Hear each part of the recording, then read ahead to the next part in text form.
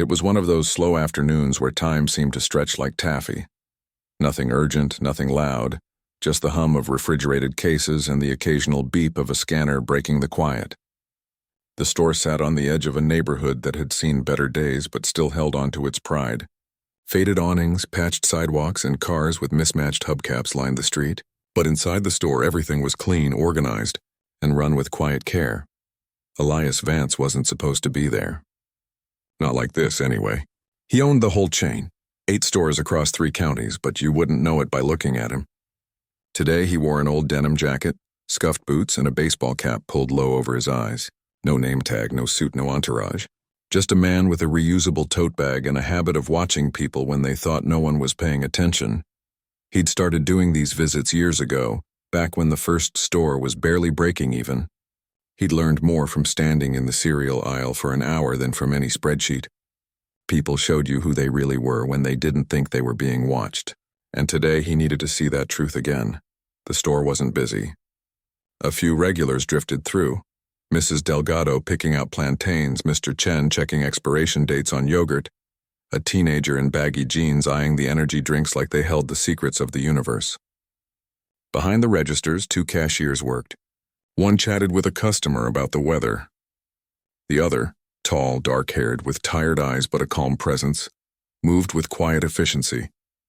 She bagged groceries with care, made sure the bread wasn't crushed, asked if anyone needed help to their car. No fanfare, just doing the job and doing it well. Elias lingered near the coffee kiosk, sipping a black brew that tasted like burnt hope, but he kept his eyes on her. Something about the way she paused before scanning each item, like she was giving it respect, caught his attention. Most people rushed through the motions. She didn't. As closing time neared, the store emptied out. The floor staff began mopping, restocking shelves, rolling carts back inside. The chatty cashier clocked out with a wave and a laugh. But the other one, Elias still didn't know her name, stayed behind. She counted her drawer slowly, double-checking each bill, stacking coins in neat rolls. Then she frowned. He saw it happen from across the room. Her shoulders tensed just slightly. She glanced around as if making sure no one was watching, which of course no one was except him. Then, without hesitation, she reached into her own pocket, pulled out a folded 20 and a few crumpled bills and slipped them into the register. The drawer clicked shut. She took a breath, straightened her name tag, and walked toward the break room like nothing had happened. But Elias had seen it. The register had been short, and she'd covered it herself. Most bosses would have been angry. A missing amount, even a small one, usually meant theft, carelessness, or worse. But Elias didn't feel anger. He felt curiosity, and something else, something softer. Why would someone who clearly took pride in her work risk her own money to fix a mistake that wasn't even hers? Unless it wasn't a mistake at all. He waited until she left, hoodie zipped, backpack slung over one shoulder, walking fast like she had somewhere important to be. Then he approached the assistant manager, a guy named Ray who'd been with the company since store number 3 opened. "Hey," Elias said, keeping his voice low and casual. "That cashier Maya, right? She always this careful?" Ray nodded, wiping his hands on a towel. "Maya Lynn?" "Yeah, she's solid. Never calls in sick. Always here 10 minutes early. Customers love her. Even old Mr. Petrov, who complains about everything, says she's the only one who remembers his rye bread." He chuckled. "Why, you notice something?" "Just impressed," Elias said, shrugging. "Not many people take that kind of pride anymore." Ray agreed, but Elias could tell his mind was already on the night deposit. So he didn't push. Instead, he walked back through the empty aisles, past the silent freezers and neatly stacked cans, thinking. He'd built this business on trust. Not blind trust, smart trust. He hired people who needed a chance, not just resumes. He paid above minimum wage, offered flexible hours for parents and students, and never docked pay for a single sick day. But even with all that, he knew life could knock anyone sideways. A car breaking down, a medical bill, a kid getting sick. And sometimes, when the world gives you no good options, you do what you have to, even if it means dipping into your own pocket to keep your dignity intact. Back in his car, Elias didn't start the engine right away. He sat there watching the store lights flicker off one by one. He thought about that quiet moment when Maya added her own money to the till. It wasn't about the $27.85, it was about what it meant. She could have reported the shortage. She could have blamed a customer. She could have walked away and let the system deal with it. But she didn't. She fixed it herself without complaint, without expectation. That kind of integrity wasn't common. And it wasn't something you could teach in a training video. He pulled out his phone and typed a quick note to himself. Look into Maya Lin. Not for discipline. For understanding. Because Elias knew something most CEOs forgot. A company wasn't just numbers on a screen. It was people. Real people with real lives carrying invisible weights no balance sheet could show. And sometimes the smallest act, a folded bill slipped into a register, told a story bigger than any quarterly report ever could. As he finally drove off, the streetlights casting long shadows on the wet pavement, he made a silent promise to himself. He wouldn't just watch. He'd listen. He'd find out why she did it. And if she needed help, he'd make sure she got it. Without shame, without strings. Because in a world that often rewarded noise, Maya had spoken in silence. And Elias was determined to hear what she'd been trying to say. Elias didn't rush. He'd learned long ago that answers came clearer when you gave them space to breathe. So instead of calling HR or pulling Maya in for a talk, he let a few days pass. He watched. He listened. And he remembered what it felt like to be on the other side of the counter. Back when he'd worked nights at a gas station, counting change with numb fingers and wondering if rent would clear before the bank closed. He returned to the same store on a Thursday, this time during the lunch rush. The place buzzed with energy. Kids grabbing snacks after school, office workers picking up forgotten ingredients, a couple arguing softly over which brand of pasta sauce was closer to Nonna's. And through it all, Maya moved like a steady current. No drama, no sighs, no eye-rolling at the customer who changed their mind 3 times. She just handled it. Elias stood near the dairy section, pretending to compare Greek yogurts, but really watching how she interacted with people. An elderly woman fumbled with her coupons, hands trembling slightly. Maya leaned forward, voice low and calm. Take your time, Mrs. Ruiz, I've got you. She didn't rush her. Didn't glance at the line forming behind her. Just waited, patient as sunrise.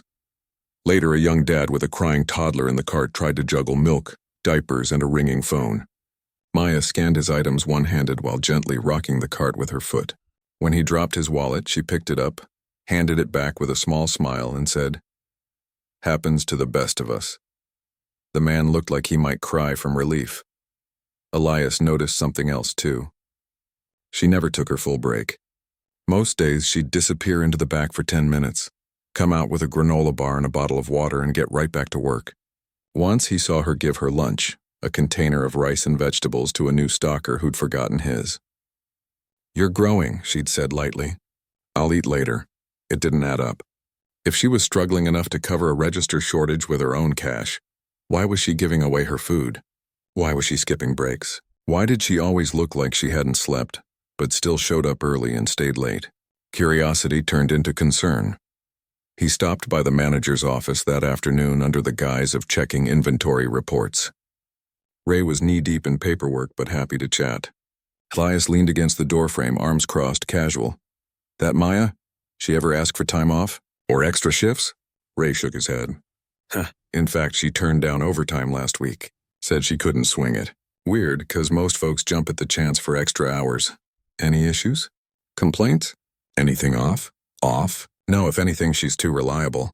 Like last month, the freezer alarm went off at 2 a.m.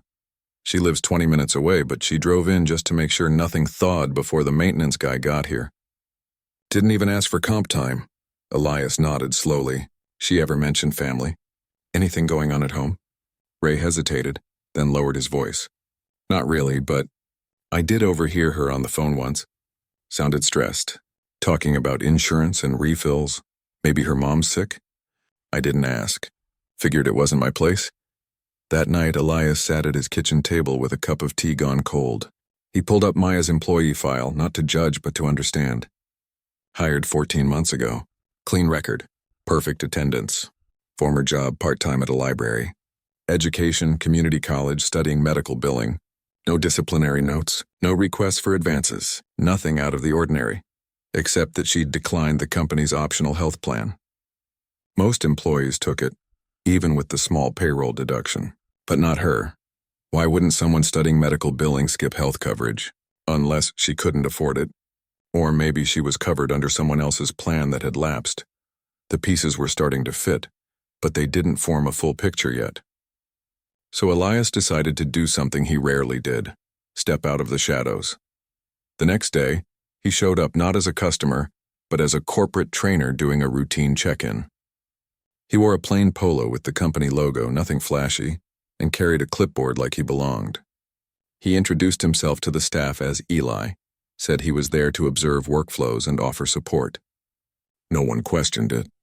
Corporate folks came and went all the time. He made sure to be near Maya during her shift, not hovering, just present. When she took her short break, he followed a minute later, coffee in hand, and sat at the far end of the break room table. "Mind if I join?" he asked, nodding toward the empty chair. She looked up, surprised, then shrugged. "It's a free country," he smiled. "Not always, but today it is." A small laugh escaped her, brief but real. Good sign. They sat in silence for a moment. Elias didn't push. He sipped his coffee, watched her pick at the edge of her granola bar wrapper. She looked exhausted, but her eyes were sharp, alert. "You've been here a while, right?" he asked casually. 14 months, she said, not looking up. "That's longer than most. Guess I like the work. Or the people." That got her to glance at him. "Some of them," he nodded. "I noticed you helped that new kid yesterday, the one who mixed up the sale tags." "He's trying," she said simply. "We all mess up. Most people wouldn't cover for him like that." She finally met his eyes. "Why not?" "He'll learn faster if he doesn't feel like he's already failed." Elias felt something shift in his chest. This wasn't just kindness. It was empathy, the kind that came from knowing what it felt like to be on the edge. He didn't ask about the register that day. Not yet. Instead, he asked about her studies. She lit up a little, talking about medical billing, how she wanted to help people navigate the confusing mess of healthcare costs. "Too many folks get buried by bills they don't understand," she said. "I want to be the person who explains it in plain English." He believed her. Every word. As he left the store that evening, he didn't head straight home. He drove past a pharmacy, a bus stop, a laundromat with flickering neon. He imagined her walking these streets after work, backpack heavy, mind racing with numbers, rent, tuition, bus fare, groceries. And somewhere in that equation, something had broken. He knew now he couldn't just file this away as employee did good thing. This was bigger. And if he was going to help, he needed to hear the truth, from her in her own words. But he also knew trust wasn't given with a title or a paycheck. It was earned in quiet moments over shared silence with no agenda. So he made a plan, not as the CEO, just as a person who'd seen enough of the world to know when someone was carrying more than they should. And next time, he wouldn't come with a clipboard. He'd come with coffee. And he'd listen, really listen, to the story behind the 2785. The next time Elias visited the store, he didn't wear a logo shirt or carry a clipboard. He came in during Maya's break holding 2 paper cups from the coffee cart down the street. Black for him, one with a splash of oat milk, just how he'd noticed she took it on the rare occasions she bought coffee. He found her sitting alone on a bench behind the loading dock, the late afternoon sun casting long shadows across the cracked pavement. She looked up when he approached, wary but not surprised. "Didn't think corporate trainers hung out in the back alley," she said, voice dry but not unkind. "I quit," he said, offering her the cup. "Turns out I'm better at listening than training." She hesitated, then took it. "Thanks." They sat in silence for a moment, steam curling from the cups, the distant hum of traffic filling the space between them. Elias didn't rush. He knew the weight of silence, the kind that comes before someone decides whether or not to trust you. Finally, he said, "I saw what you did the other night." With the register, her shoulders stiffened. She didn't look at him. "I fixed a mistake. That's all? It wasn't your mistake, though, was it?" She exhaled slowly, like she'd been holding her breath for days. "Does it matter?" "It does to me." She turned then, eyes sharp, searching his face. "Why? Are you here to write me up?" "Because I can explain." "No," he cut in gently. "I'm not here to punish you. I'm here because I want to understand." Something in his tone must have reached her. The tension in her jaw eased just a little. She stared into her coffee like it held answers. "It was a kid," she said quietly. "Maybe 16. He bought a protein bar, a soda, and a bag of chips. Paid with the 20. I gave him change for a 50 by accident. He didn't say anything, just walked out. Elias nodded. And you covered the difference. I couldn't report it, she said, voice tight. Not just because it'd look bad on my drawer, but he might have been that kid, you know? The one who's so hungry you'll take what you can get even if it's wrong. Maybe he needed that money more than I did. Elias felt a lump form in his throat. That wasn't the whole story, he could tell. There was more beneath the surface, something heavier. Maya, he said carefully, if you were short that day, was it just about the register? She went very still. For a long moment she didn't speak. Then so softly he almost missed it. My brother's insulin ran out on Saturday. The words hung in the air like smoke. He's 17, she continued, voice barely above a whisper. Type 1 diabetic. Mom lost her job last month, contract ended, no warning. Our insurance lapsed 2 weeks later. I've been patching things together with my paycheck, but rent came due. And his meds cost almost $300 out of pocket. I used most of my check to buy them. Then Sunday I realized I was short on bus fare for the week. And Monday? Well, Monday happened. She swallowed hard, eyes glistening but dry. When that kid walked off with my mistake, I panicked. Not because of the money, though God knows I couldn't afford to lose it, but because if they flagged my drawer as short, they might think I was stealing. And if I lost this job. She trailed off, but Elias heard the rest. We'd have nothing. He didn't interrupt. Didn't offer empty reassurances. Just let her words settle. You didn't have to cover it, he said finally. You could have told the manager. She gave a bitter little laugh. And say what? Sorry, I gave my paycheck to my brother so he wouldn't go into shock. People hear shortage and think theft. I've seen it happen. Good people get labeled, lose their jobs, and then they're stuck. I couldn't risk that. Elias looked at her, not as an employee, not as a problem to solve, but as a person who'd been backed into a corner and still chose to do the right thing, even when no one was watching. That kind of courage didn't come from policy manuals or training videos.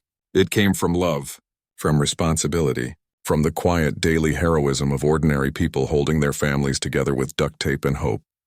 I'm sorry you had to go through that, he said. She shrugged, but her hands were trembling around the coffee cup. It is what it is. No, he said firmly. It doesn't have to be. She looked at him, confused. He took a breath. What if I told you there was a way to get your brother's insulin without emptying your wallet? What if there was help available, and you didn't have to be ashamed to ask for it? Her eyes narrowed slightly. Is this a trick? Some new policy where you help people but then dock their pay or put them on probation? No tricks, he said, just a different way of doing things. She studied him for a long time, like she was trying to see past the words to the truth underneath. Finally, she whispered, why do you care? Because I've been there, he wanted to say. Because I remember what it's like to choose between feeding your kid and paying the light bill, because the system fails good people every single day, and someone has to try to fix it even in small ways. But instead, he said simply, because you showed up. You worked hard. You covered for someone else's mistake. You gave your lunch away. You stayed late. And when life knocked you down, you didn't quit. You just kept going. That matters, tears finally spilled over. But she wiped them away quickly, angrily. I'm not looking for a medal. I know, he said. But you shouldn't have to drown in silence either. They sat there for a while longer, the sun dipping lower, the air cooling. No grand speeches. No promises he couldn't keep. Just two people sharing a moment of raw, unfiltered truth. Before he left, he handed her a small card, plain white, no logo. Just a phone number and a name, Eli. If you're willing, he said, call that number. Not HR, not management, just me. We'll figure something out. For your brother. For you. She took the card, fingers brushing his for just a second. Why are you doing this? He smiled faintly. Because sometimes the right thing isn't in the rulebook. It's in the human part of us. And with that, he walked away. Not as a CEO, not as a boss, but as someone who finally understood the real cost of that $27.85. It wasn't about money. It was about dignity, and he was determined to give it back. 2 days passed without a call. Elias didn't expect one right away. Trust wasn't built in a single conversation, especially when someone had spent months holding everything together on their own. He kept busy reviewing store reports, meeting with suppliers, walking through other locations. But his mind kept drifting back to that bench behind the loading dock, to the way her hands had trembled around the coffee cup. to the quiet strength in her voice when she said, "It is what it is." On the third morning, his phone buzzed just after sunrise. "Unknown number," he answered on the first ring. "Eli?" Her voice was soft, cautious. "It's me," he said. "Good morning." A pause. Then, I talked to my brother. He's okay for now, but the next refill's due in 10 days. And I don't," she stopped, swallowed. "I don't know how to ask for help." "You just did," he said gently. "And that's enough." They made a plan. Not over email, not through HR forms, just two people talking like humans. He asked what kind of insulin her brother used, which pharmacy they used, whether they'd tried patient assistance programs. She answered slowly at first, then, with growing relief like a knot inside her was finally loosening. By noon, Elias was on the phone with a clinic he'd partnered with years ago during a flu vaccine drive. The director remembered him, not as a CEO but as the guy who'd personally delivered boxes of supplies when their van broke down. Elias explained the situation. No names, just facts. A young diabetic, lapsed coverage, family doing their best. Within an hour, the clinic confirmed they could provide a 3-month supply through a manufacturer's assistance program. No cost. No paperwork beyond basic verification, but Elias didn't stop there. That same afternoon, he called a meeting with his leadership team. Not about profits, not about inventory, about people. He told them a story without naming names, about an employee who covered a register shortage because she'd spent her paycheck on her brother's medicine. He watched their faces shift from confusion to concern to quiet shame. "We have policies," one manager said carefully.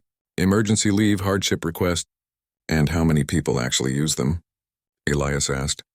"Because if you're drowning, you don't fill out a form. You grab the nearest life raft, even if it's your own lunch money." Silence filled the room. So he proposed something new. A confidential employee support fund. No applications. No committees. Just a direct line to a trusted contact, him. At first, where staff could request short-term help for emergencies. Medicine. Car repairs, childcare gaps, anything that threatened their ability to show up and do their job. Repayment, only if they wanted to and only when they could. No interest. No judgment. The team hesitated. "What about abuse?" someone asked. "Then we deal with it case by case," Elias said. "But I'd rather help 10 people who don't qualify than miss one who truly needs it." By the end of the week, the fund was live, seated with his own money. Managed quietly through a third-party nonprofit to protect privacy. Flyers went up in break rooms, simple and clear. "Life got heavy? You're not alone. Call this number." No questions asked. Meanwhile, he arranged for the insulin to be delivered directly to Maya's apartment. Discreet packaging, no company logo. Included was a note for your brother, from someone who believes families should never have to choose between medicine and meals. He didn't tell her he'd done it. Not right away. Instead, he waited. 3 days later, he saw her at the store. She looked different. Not magically fixed, life didn't work like that, but lighter. The tension around her eyes had eased. She smiled more easily. When a customer dropped a jar of pickles, she didn't flinch. She just grabbed a mop and said, "Happens to the best of us," with a warmth that felt genuine, not rehearsed. During her break, she found him near the coffee kiosk again. "You," she said, arms crossed but eyes soft. "Me," he replied. She didn't say thank you, not with words, but she handed him a small paper bag. Inside was a single almond cookie, homemade, slightly lopsided, wrapped in wax paper. "My brother baked it," she said. He wanted to say, "Well, you know," Elias took it, touched. "Tell him it's the best cookie I've ever seen." She almost smiled. "He's got a follow-up next week. At the clinic. They're helping us look into long-term options." "I'm glad." They stood there for a moment, the store humming around them. No grand speeches. No dramatic music. Just two people who'd met in the messy middle of real life and chosen to be kind. "About the fund," she said finally. "The one in the break room." "You don't have to pay it back," he said quickly. "I know," she said. "But I want to. Not money, time, if someone else is struggling. Maybe I can help them figure out the paperwork. Or just listen." Elias nodded. That was better than repayment. That was community. He never mentioned the register shortage again, never filed a report, never made it a lesson for other staff. Because the real lesson wasn't about accounting, it was about seeing people fully. not just as workers but as humans carrying invisible loads. And in the weeks that followed, something quiet began to shift in the store, not because of new rules but because of a single act of trust. Employees started checking in on each other. The new stocker brought Maya a thermos of soup when she had a cold. The assistant manager quietly covered a shift for a single mom whose babysitter canceled. Small things. Human things. Elias kept visiting, not as often but always watching. And every time he saw Maya helping a customer, laughing with a coworker, or simply standing tall at her register, he remembered that $27.85 wasn't a loss. It was an investment, in dignity and compassion, in the kind of workplace where people don't just survive but feel seen. And that, he realized, was worth far more than any balance sheet could show. 6 months later, the store felt different. Not in a flashy way, but in the quiet hum of something healthier. The same shelves, the same linoleum floors, the same refrigerated cases humming in the background, but the air carried a lighter weight. People smiled more. They asked each other how their day was going and meant it. When someone called in sick, others stepped in without grumbling. It wasn't perfect, but it was real, and real was enough. Maya still worked the register, but now she also trained new hires, not because she'd asked for a promotion, but because people kept coming to her with questions. How do you stay calm when someone's yelling about expired coupons? What do you say when a customer can't afford their groceries? She didn't give scripts. She gave presents. Look them in the eye, she'd say. Most folks just want to feel heard. She'd grown into her role like a plant finally getting enough sun, steady, strong, rooted. Her brother was doing well. His blood sugar levels had stabilized, and with help from the clinic and a part-time job at a bike shop, he was even saving for community college. Maya had gone back to her medical billing classes too, now able to focus without the constant knot of worry in her stomach. Elias still visited, though less often. He didn't need to watch as closely anymore. The culture had taken root on its own, but he made a point to stop by every few weeks, always during off hours, always without announcement. He'd grab a coffee, lean against the end cap near produce, and just listen. One rainy Thursday, he found Maya restocking canned beans. She saw him and nodded, not surprised. "You're late," she said, half teasing. "We were starting to think you'd forgotten us." "Never," he said, smiling. "Just been busy spreading the trouble you started." She raised an eyebrow. "Trouble?" "The good kind," he said. "That fund you inspired? It's active in all 8 stores now. Last month alone, it helped a cashier fix her car so she could get to work, covered a stocker's electric bill after his hours got cut, and paid for a night of emergency childcare for a single dad." Maya paused, a can of black beans in her hand. "People actually use it?" "More than we expected," he admitted. "Turns out a lot of folks are just one flat tire away from falling apart. But when you give them a hand up, not a handout, they rise." She put the can down gently. "I still can't believe you did that. Because of me." "Because of you showing up when it would have been easier to walk away," he corrected. "You reminded me what this business is really about. It's not sales targets or shrinkage reports. It's people. Real people trying their best." She looked away for a moment, out the window at the rain streaking down the glass. "I used to think I had to do everything alone. Like asking for help meant I'd failed.